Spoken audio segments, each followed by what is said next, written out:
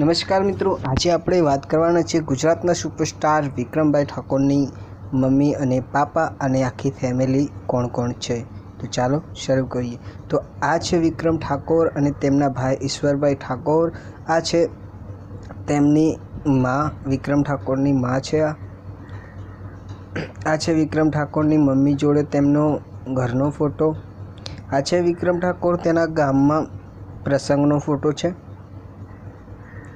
આ છે વિક્રમ ઠાકોર તેમની ઓફિસનો ફોટો છે। આ વિક્રમ ઠાકોરની મમ્મી અને પાપાનો ફોટો છે।